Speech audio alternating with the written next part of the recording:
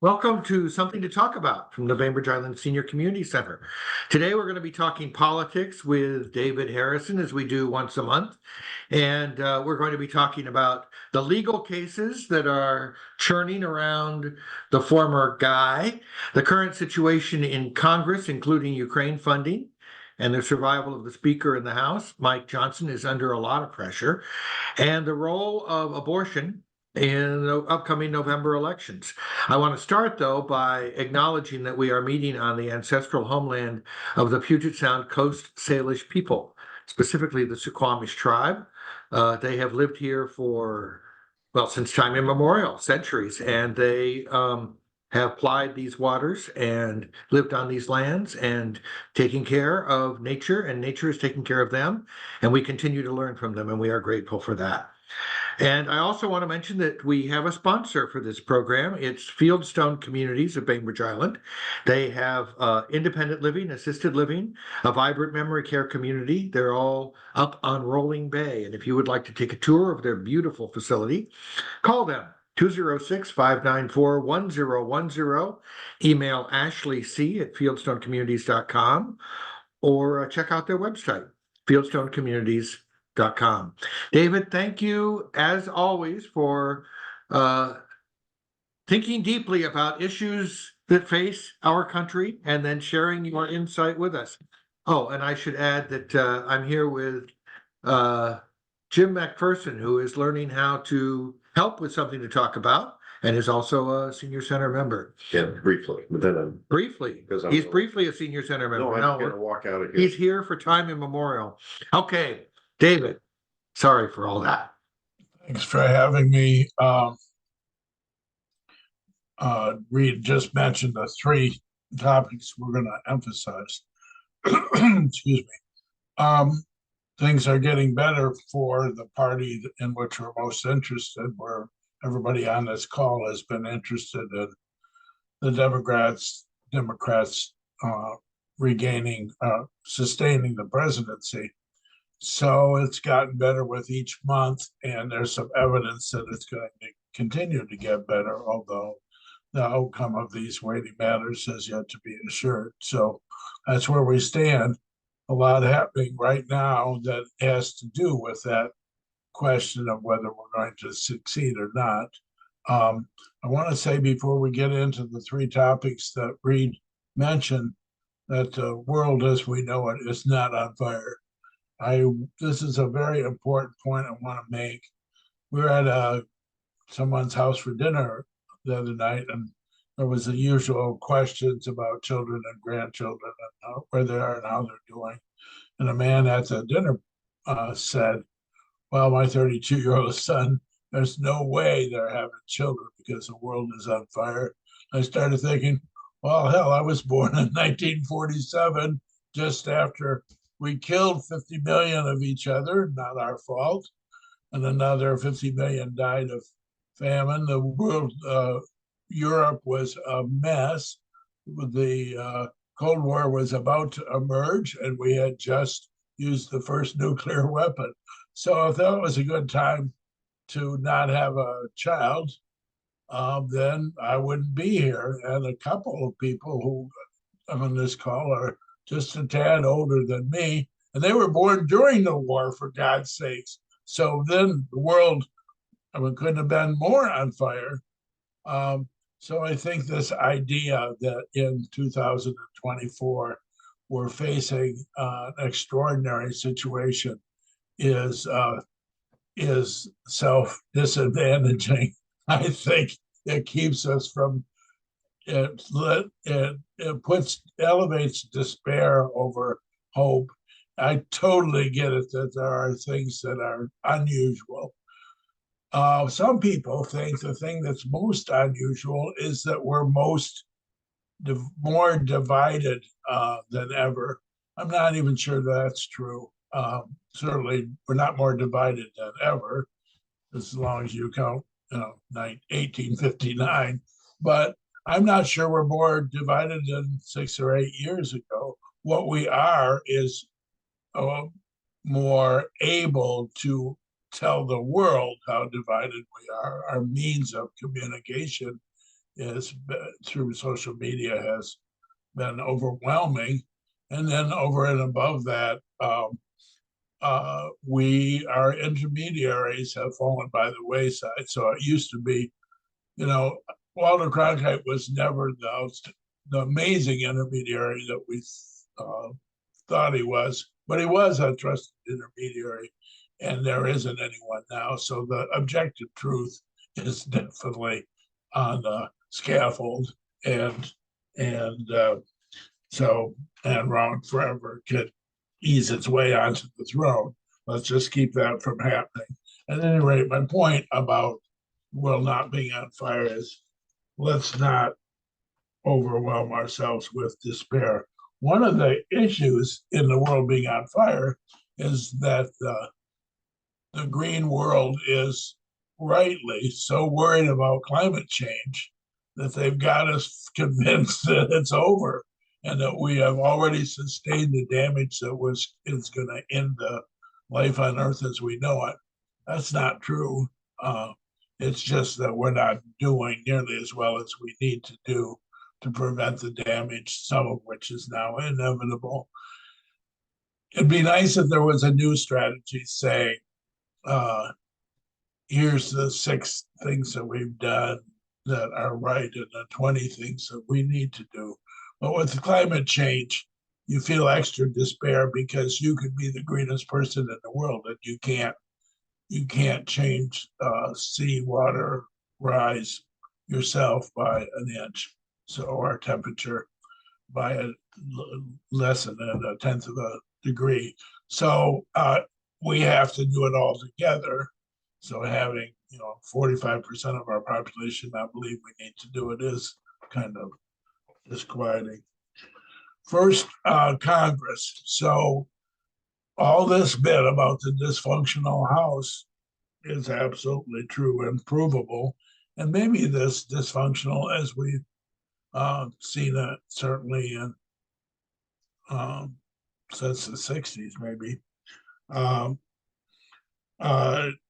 If Mike Johnson had a 24-seat majority, none of this would be true, even if the Democrats had the Senate and the presidency. It's just hard, especially hard when 5 people fleeing you, unless you have Hakeem Jeffries' help, means you can't get anything done. So it gives Mike Johnson, however, almost no leverage on what he can get to please those members because it's so easy to derail him, but his own members to derail him. So it's self-defeating for them. The fact that they're not a united tiny majority means it's even harder for Mike Johnson to get the leverage to get them this or that they need, because guess what? Joe Biden and Chuck Schumer know that they don't have any juice, so they treat them that way. There are some things that are out there that make it worse for him. One was, of course, when Nancy Pelosi had a small majority. I mentioned this before.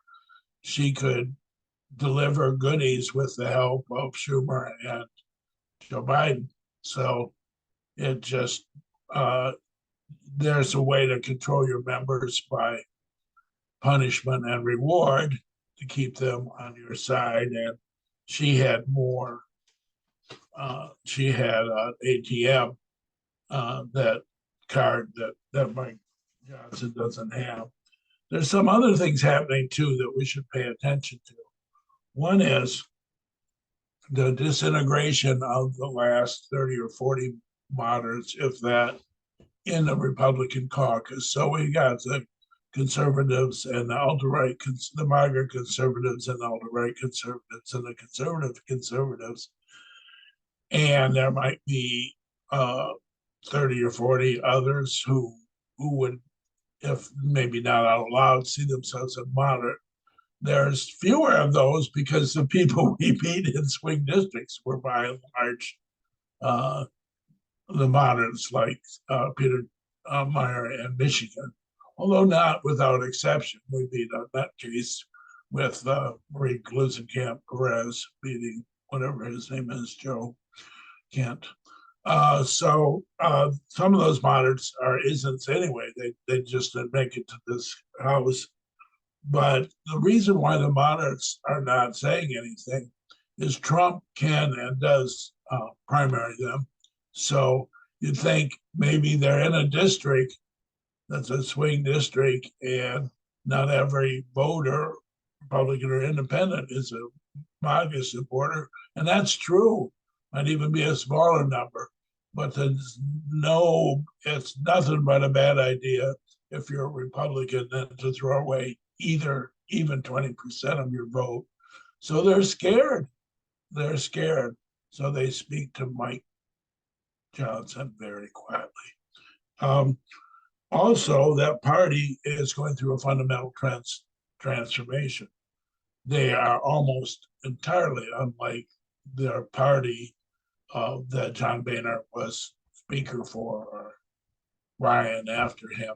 And it's Trump's party until he loses again, and then it'll have to reform itself because he'll have lost and he'll be 78. And this time, they won't stay with him. He'll be done. If he announces that he's going to run against Joe Biden Jr. in 2028, they won't do that. The other thing is Mike Johnson himself is not at the political center of that caucus. That is, maybe McCarthy was. Johnson's to the right of that, so it's just an unusual situation to not have.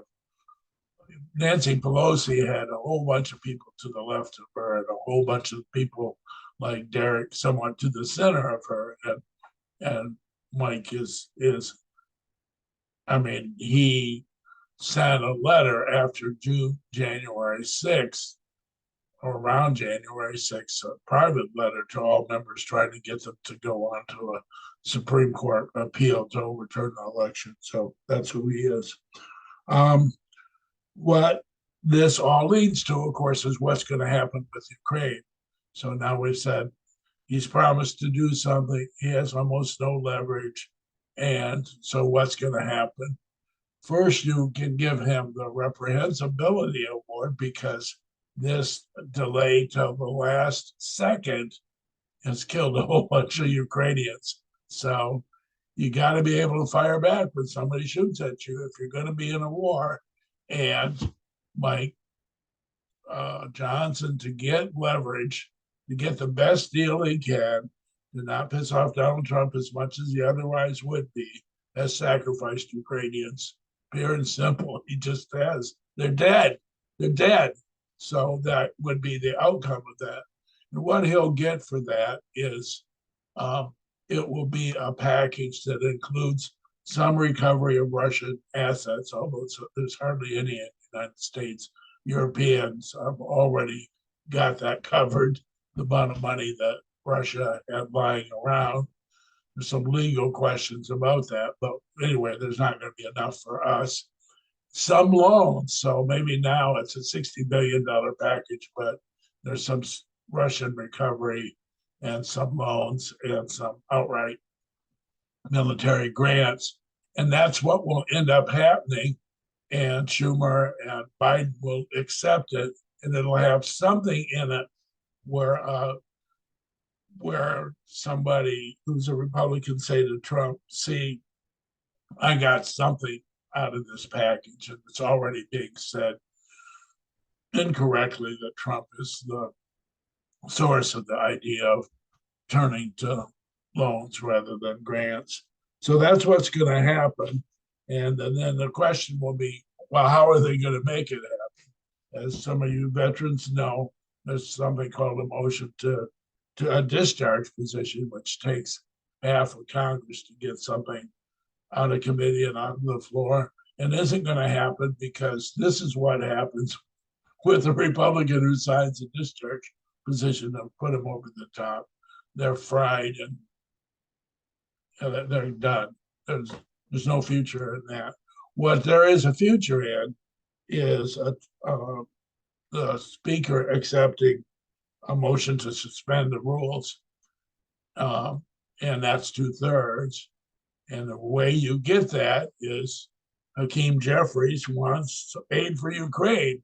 So he provides that, as has happened in passing the budget, and he'll do that. And so the delicacy is this: there's a big open deal and there's a public meeting between the speaker and the minority leader, and the conditions of the deal are set. That's no good. The speaker can't be seen doing that. So basically what there is a silent agreement where where Jeffries has a way of signaling what he will or won't accept. And if there's enough in the package to please him, he'll provide the Democrats to get to the 2/3 of the vote, because there's 150 Republicans who want it to happen too. So the eventual vote will be 300 to 130. They'll get their 2/3. Zelensky will get his money, and then you think, well, David, doesn't that mean the speaker's done? Doesn't that mean Marjorie Taylor Greene will call for a vote and oust the speaker? And there it's even more of a silent, an unspoken truth. What Jeffries said, if that happens, is he's aware that a number of Democrats have already sworn to protect the speaker to get him the majority, so Marjorie Taylor Greene won't oust him. Usually when you have a vote for speaker, all the Democrats vote for their person. In this case, some of them will break free and save Mike Johnson. Notice Hakeem Jeffries didn't say, I approve that, I want that. He just said, that's the way it is. And the announcements you had 10 days ago of Democrats saying, I would save him, is what's going to happen. The interesting thing about that is they didn't do that with Kevin McCarthy.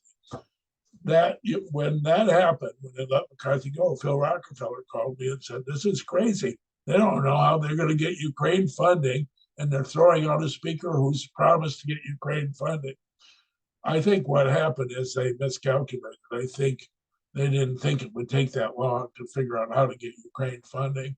The other thing is, Kevin McCarthy had held a press conference saying that the Democrats were opposed to the budget resolution, which is a lie. They don't like Kevin McCarthy. They thought he was a liar. But maybe deep down, they thought Kevin McCarthy would be more successful as speaker than some of those who have followed, which would mean than the candidates who followed, which would mean that secretly, not so secretly, they took down Kevin McCarthy because they wanted to win back the House.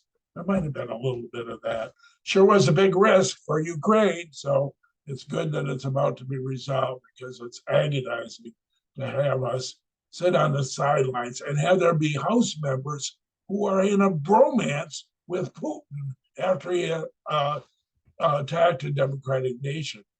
What do you think John McCain and Ronald Reagan and Jerry Ford would think of that? It's absolutely stunning that could happen in America. So that's what's happening in the House. Questions, thoughts, concerns, insults? Read. I realized that the how do you know how you pronounce this? FISA. That Johnson was quoted as saying, now that I am getting these intelligence briefings, I see that this stuff that I was against is kind of important. Do you think there's been sort of I know from Marjorie Taylor Greene's point of view, maybe it's the miseducation of Mike Johnson, to borrow a phrase, but do you think that in some ways he might be seen as a potentially more collaborative person than McCarthy, who had sort of crossed paths and promised things to Democrats and then never followed through? Well, he sometimes followed through. They just didn't know when. He is different in that he is not emotive. emotive and that they think when he says something that they mean it. So he's given some assurances to Joe Biden that that will reach the floor, and Joe Biden agrees, believes him. I think in terms of FISA, once you get in a position where you're leading something, those all of a sudden, when the four leaders are called to the White House, that, if you were ever an American, that kind of gets you someplace. That's a big deal. It's not some little thing to tweet over. So yeah, I think he on FISA, he's put in a new position. They passed the 2-year version. They got the rule, so that's over. The reason why you wouldn't see the same thing happen with FISA as with Ukraine is Jeffries doesn't agree with some of the detail of the reauthorization. So the reason they didn't get the rule right away is Trump was investigated partly through the use of FISA, and it doesn't make him feel fuzzy about it. I think Mike Johnson wants the republic to survive, which is good. I wouldn't be so sure if it was Jim Jordan or something like that.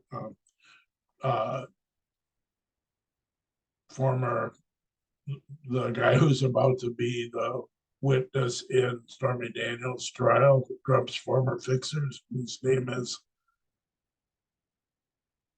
somebody help me. Yeah, Michael Cohen. Michael Cohen said if Trump is elected, that's the last American election. So that would be true of Jim Jordan too. So on abortion, this is fascinating. Trump just did something that he hadn't done so much recently, or maybe ever. So you think if Biden's age or inflation or pretend inflation or immigration doesn't defeat Biden, what will cause us to succeed? So first, of course, Trump. I mean, huge factor. Trump himself, and some other things. Trump legal problems. The argument about the tattering of democracy helped at the end of the 2022 elections. 15 million new jobs, not recognized yet, but it's not November yet. Funding of Ukraine. And then monumentally, choice in the aftermath of the Dobbs decision, which overturned Roe v. Wade. So when that happened, Donald Trump didn't say, I'm glad for the Dobbs decision because this turns back to the states. And I'm a states' rightser. So whatever states want to decide is a good thing. And that's why I love this decision. He said, I'm the one who ended abortion on demand as we know it. The problem with that is he, I think, thought, however he feels about rape, incest, the life of the mother, or a 6-week frame, he thinks Republicans are making a huge mistake state by state in the 25 or so states that they're acting in making things as restrictive as possible. And he also thinks that Mike Pence and others fighting against in vitro fertilization is a huge loser because 90% of Americans think the right to do in vitro fertilization should be protected. So Donald Trump is sitting there thinking, oh no, I'm the victor of the Dobbs decision, but the way the Republicans are executing it is going to execute me. And so not just in general, but especially in the 7 or 8 swing states that are most important. So he's looking at the map and he's thinking, I'm not so sure I'm going to win Pennsylvania. I lost Pennsylvania by 150,000 votes. I'm not sure I'm going to win it. And then he thinks, well, that's my map. If I lose Pennsylvania and I lose Wisconsin, even if I win Michigan and Ohio and Florida, I'm in trouble unless I sweep the rest of those states. So all of a sudden comes the Arizona Supreme Court and he gets it between the eyes. So it's so obvious that Arizona is not liking that it makes it Trump's chances of winning Arizona very slim with his current position. So he did something that's not typical. He pissed off a whole bunch of his base to make a play for certain independent voters. So it's an equation. You can say, I don't believe he did that. Just think of how many people who are uh, uh, evangelists or something might vote for Robert Kennedy Jr. or might stay at home or might do this. It's an equation for him. He thinks that he can sell the states' rights argument and get more votes back than he will lose by pissing off the right wing. And that's just an equation. But remember, it's a sign that he's very worried about the impact on choice. And now that that's the issue, not just in our Arizona, but in some other swing states, liberals in Montana are trying to put it on the ballot, are going to succeed to put it on the ballot, and that will help Jon Tester. Uh, uh, Rick Scott is in trouble in Florida over this. This is interesting. It'll help Sherrod Brown in Ohio, and it'll very much help Jackie Rosen in Nevada and make that less of a swing state. And it's so powerful in Arizona that Kari Lake, who loved the 1868 law up till now, is disowning it. They can change things in the legislature next week. It's not going to change. We've got a fall election where in important swing states, choice is on the ballot. And we know what just happened in Ohio. It's the greatest thing for us. It's maybe a 4% boost. We should love it. And there's no way for Trump to run away from it, in my view. It's a great turn to the good. It makes it more likely we'll save ourselves in the Senate. Not inevitable. More likely we'll win the House. And more likely we could put together a package of swing states that will protect us. Those you got to think about which of these states we're going to win: Pennsylvania, Michigan, Wisconsin, Virginia, North Carolina, Arizona, Nevada, Georgia, and it helps us in all of them. Even though in some of them it won't be on the statewide ballot, it'll help us there as well. The big new question mark is: does this reopen Florida? That would be amazing. It's not inconceivable. Wouldn't be the first thing you would think of, but I think the Democrats are right to give that a test. And if we obviously if there was any way that Republicans lost Florida, the election would be over. They can't get to 270 votes without it. I believe a lot of the blue wall will hold like it did for Hillary in 2016. That was those were tiny Jim Comey induced margins. And I think at least Pennsylvania and Wisconsin will hold, whether Michigan does or not. So I think things are setting up nicely. So anyway, the thesis is that's why Trump did what he did. He walked away from a position of pride to a one of this is what it's all about. How many Americans believe that Trump all about was whether giving states like Washington the right to make their own choice? That's not what he believes. That's what he's saying he believes now to help him in November. He didn't have, I just think it's stunning. Here's a man who told Nikki Haley's supporters that he didn't want him. I mean, which is craziness. I can't remember a presidential candidate saying, all you guys who voted for the other person, go to hell. So that was more Trumpish. This is not Trumpish at all. I wouldn't even be surprised if a month from now he doesn't try it revise it a little bit. But right now, it's the greatest thing going. So we should all be, those of us under 50 should be jumping up in the air. Comments on this? Well, can I speak again? Is that okay? I'm wondering about, it seems to me like Trump he's inconsistent in his life about abortion. It doesn't really matter to him. I mean, he said he was fanatically pro-choice before he was seriously running for president. So this is clearly just a game, trying to game it out for him. And his love of the evangelicals is a whole play for a base that he's not committed to in a way, unless they're committed to him.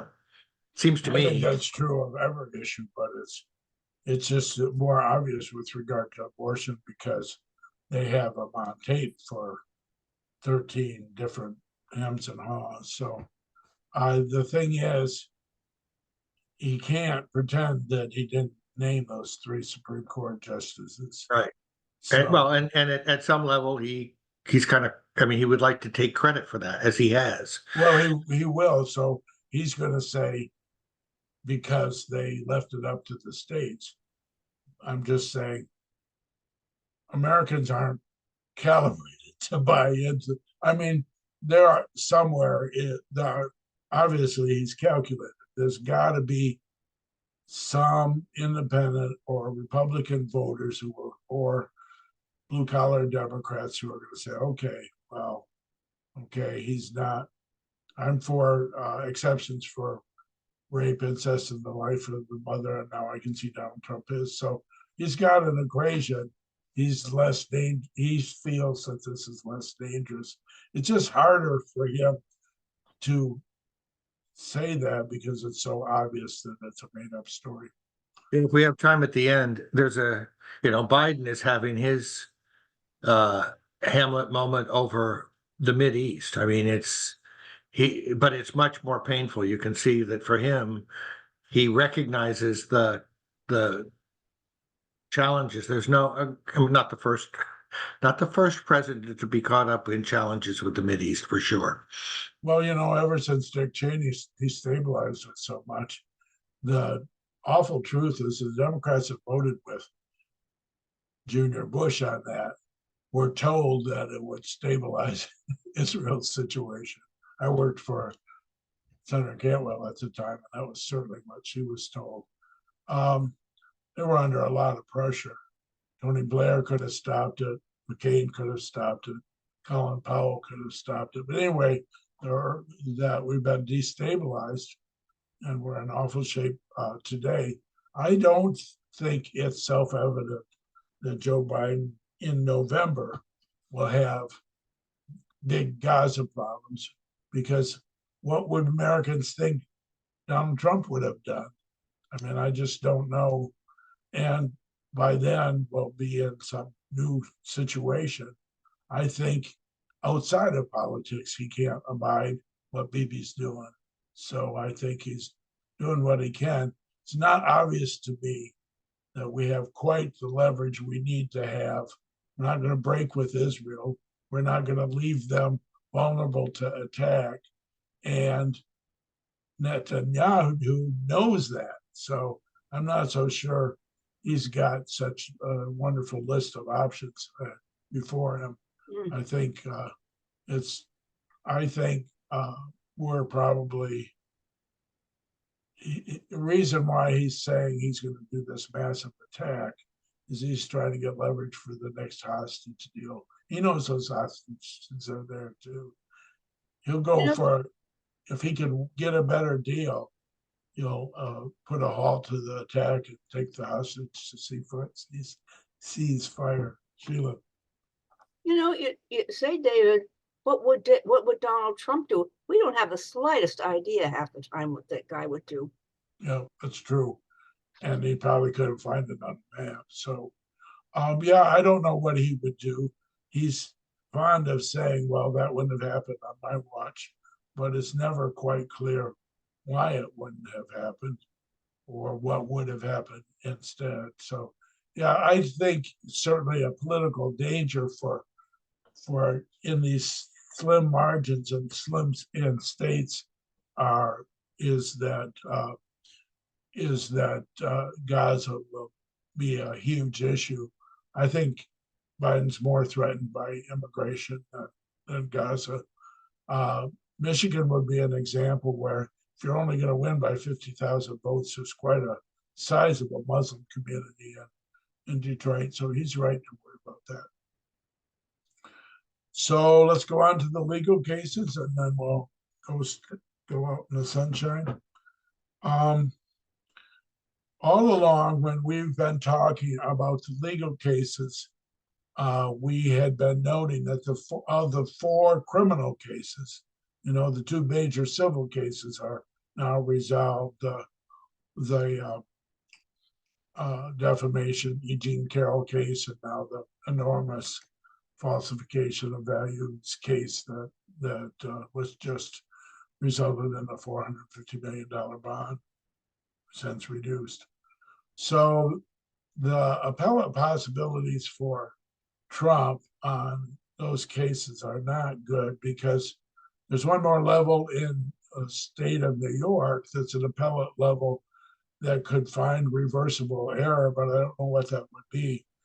But that would be the only basis, the basis of overturning on its appellate level. And as regard to the U.S. Supreme Court, they would have to have a finding that the process or the civil verdict violated Trump's constitutional rights. So that's hard. So we got 4 primary criminal cases, and it was always thought that Alvin Bragg's hush money case with Stormy Daniels and Michael Cohen was the weakest of those 4. What's interesting, if you read the polls, is the public doesn't parse it out like that. If you did a poll of the public, the obvious truth is the best case is the classified documents because it's so glaring. And then the next best case is the Jack Smith January 6th. Although Fani Willis's case is pretty good because Trump called Brad Raffensperger and taped it. So those are all good cases. And then number 4 is the one we've got starting in trial next week. The best case turns out to be the one where he goes on trial right now, in that it sticks him in that courtroom making this is unfair statements for the next month. And not incidentally, it's salacious. I mean, that's just lends itself to TV news and comments. You will see Stormy Daniels on the stand, and it's salacious.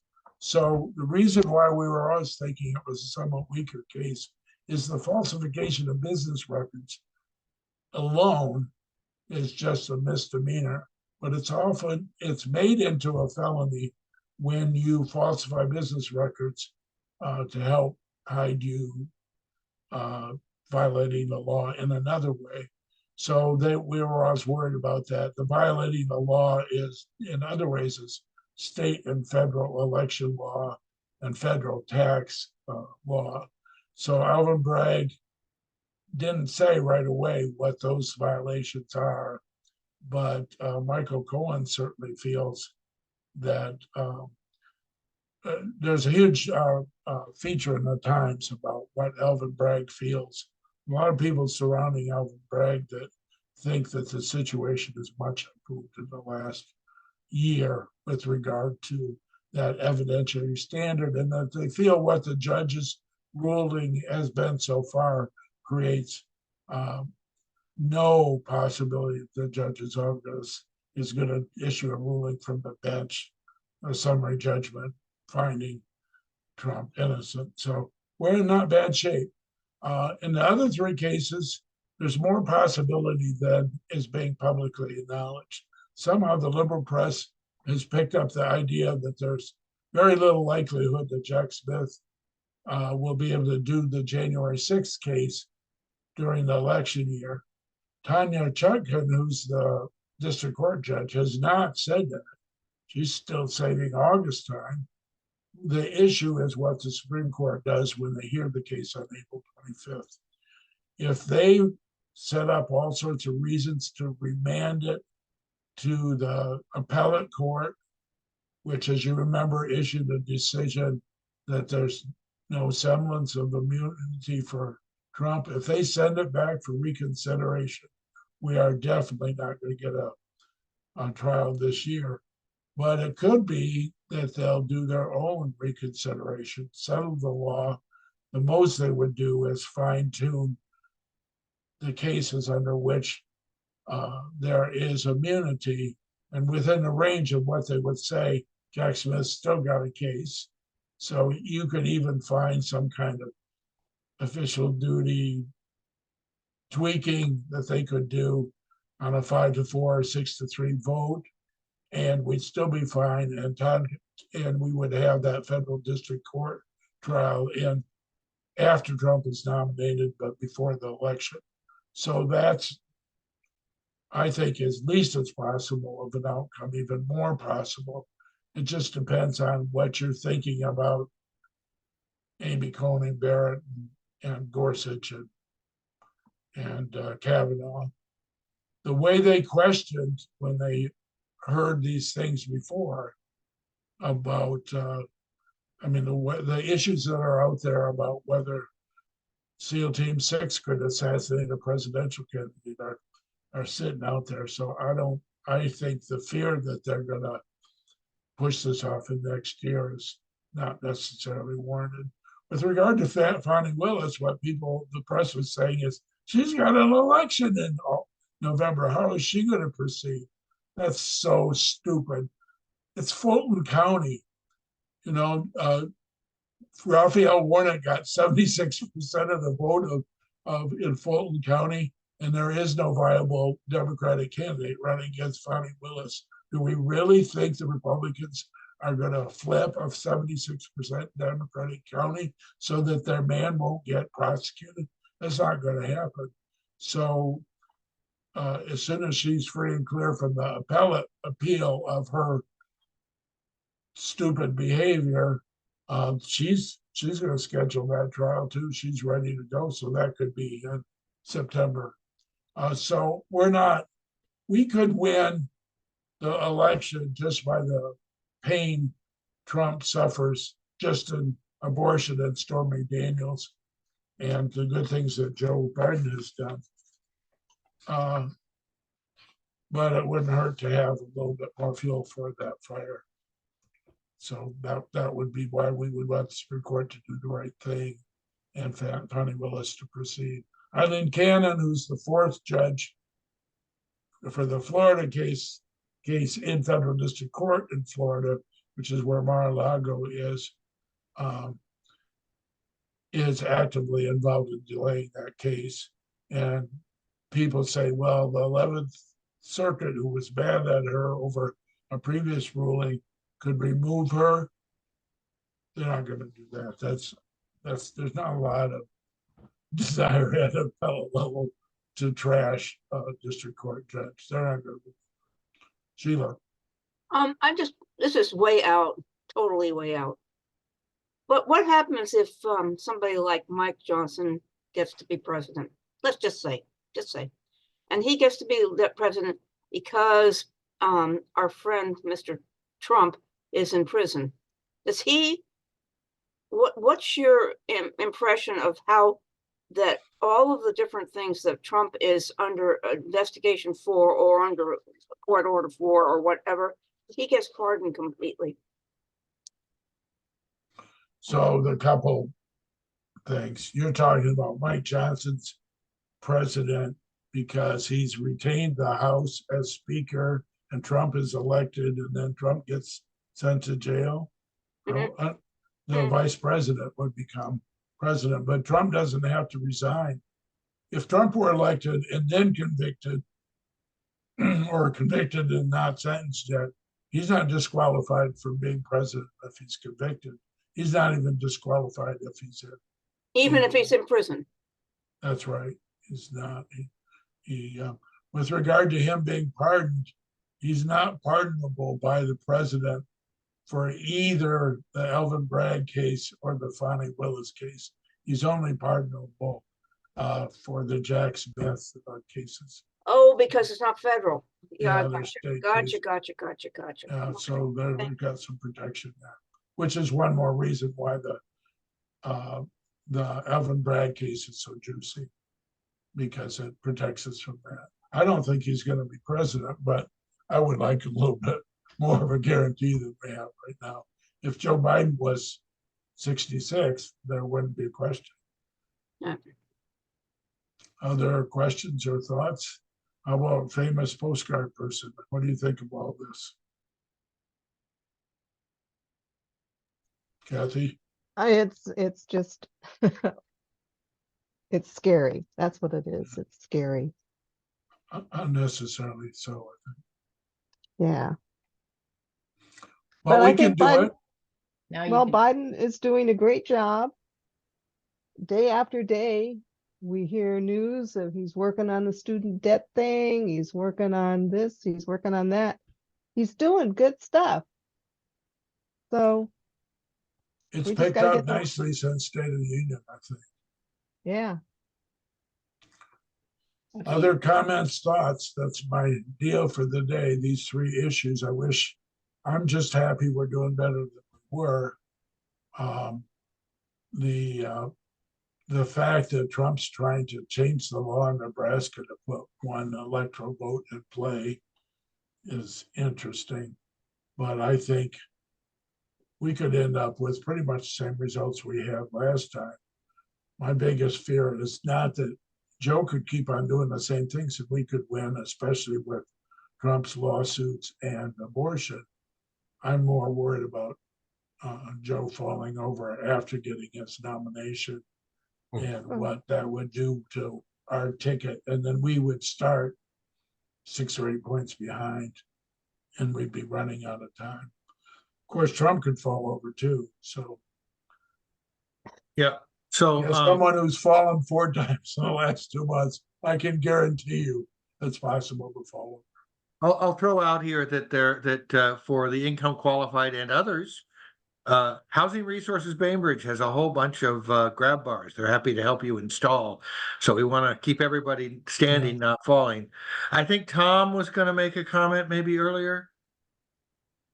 Yes, I wonder about the that bail bond issue that Trump's put up the bond and it may not be legitimate. Does that have any Well, or is that just a Well, non-issue? the court, when they accepted the bond, would have established that it's a true bond. Whether he got it cheaper or it won't change the outcome of the case. I haven't followed what is the allegation in terms of its illegitimacy. There are a couple of things. One, I think there's a question about whether the person who gave the bond actually secured adequate collateral, and the other thing is that he had offered at one point to pay the larger bond, and then nobody told the court that there was an offer for the larger bond before it reduced the size, and then he said, well, I'm just gonna bond the smaller amount. So there are a couple of questions about sort of how that whole thing played in. He's obviously been a longtime Trump supporter, but he says he would have done the same thing for a Democrat. Well, I think the good news about that is, well, first remember that it's the appellate courts that reduced the size of the bond, so it wouldn't be I'm forgetting his name. It wouldn't be him that would go after. But remember, the person who would take that on as a special event would be Letitia James. So if there's something to be done there, what she can do, if there's some, she can warn that she's going to seize assets. There's things she can do to get the court to pay attention to it. It won't help us with the outcome of the case, but it's nice stuff to have in the news. Yeah, and that's the other thing about just the amount of sort of opinion and speculation that is thrown out in the media that is designed to just get us all riled up. And whether there's any legs to some of these things that we hear, Well, that was always my thinking about Rachel Maddow. She did a great job after 2016 keeping ideas alive, but in the more elaborate things she uncovered, if you went back to some of them, there was less there that met the eye, but on the other hand, some of them there was more. So I think of the things I've mentioned, the liberal press saying, Fani Willis could get beat or things like that are just crazy. With regard to the Alvin Bragg trial, what Trump is hoping for is that he can fully impeach the integrity of Michael Cohen because he's been in prison. But he went to prison because he said that he had talked to Trump about some valuation issue 3 times, and he had talked to him 10 times. So I don't know how Trump makes hay of that. It's just what he's got. There's no one in the world that thinks that Donald Trump didn't pay hush money, and there's no one who doesn't think he's never met Stormy. So he's got to go with something, and what he's going to do is hammer Michael Cohen. It's all in who else Alvin Bragg has. Sheila. In a really positive way. I'm bucking off of Kathy here because she's really amazing. Writing postcards at TNC at 2:00 on Wednesdays. I'd like to just, because this video will go out to a lot of other people. And I think if people would know, we have about 10 to 15 people that come on a regular basis to do this. And what the Wisconsin Supreme Court justice we had was Janet Prosowewicz. I'll get it. Anyway, one of the main reasons she won was we sent over 1,000 postcards to Wisconsin, or even more, maybe, probably, Kathy. Yeah, a lot of people did.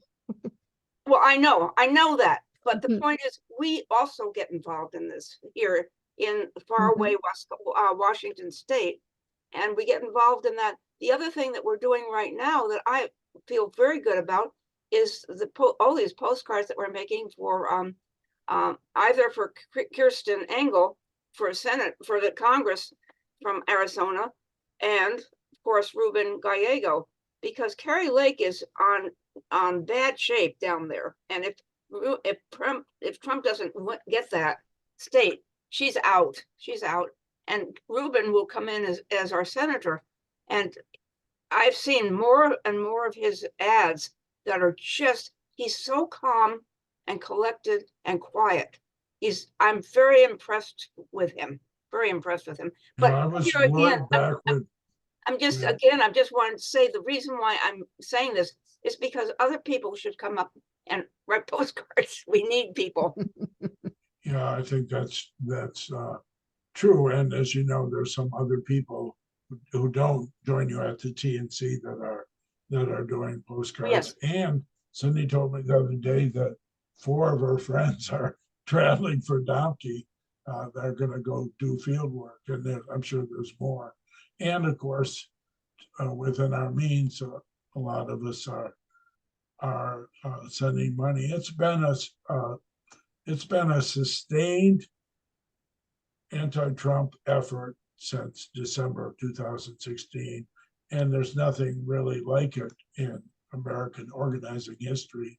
So let's, as you know, my favorite is Mi Familia Vota, because there's so many places that have unknown Latino populations, in this case, 1 million Latinos in North Carolina. So I'm looking for our continued strength in the Latino community, not to be taken for granted, will give us rewards. So let's just see how we're Kathy, doing. you raised your hand again. I've got a question. Do you think that Colin Allred has a chance in Texas against Ted Cruz? I looked at the numbers the other day and he was closer than I thought. Remember, Beto only lost by 2.5 votes. Cruz has not done anything in particular to advance himself further. And remember, right before Beto lost, he said, "Hell yes, I'd take your guns," which is not a smart thing to say. We're Colin Allred's a veteran, so yeah, I think Mhm. what you'll see is the Democratic Senatorial Campaign Committee open up more races, including that one, and the race in Florida, and feel a little bit better about some of our incumbents, such as Jackie Rosen and Nevada. I think Tester, either way, will have a hard run in Montana. And I think we've lost West Virginia. I don't think we have a chance. So hopefully we can pick up something like Allred over Cruz, or beat Rick Scott or something to keep us in the majority in the Senate. As Sheriff those Brown. folks on Car Talk used to say, we managed to waste another hour here on, but I don't think it's wasted. I really appreciate the thought and opinions and clarity that you bring every month. And we'll do this again. And thank you, David. Thank you very Thank much. you. See you guys next month. Yeah. Thank you.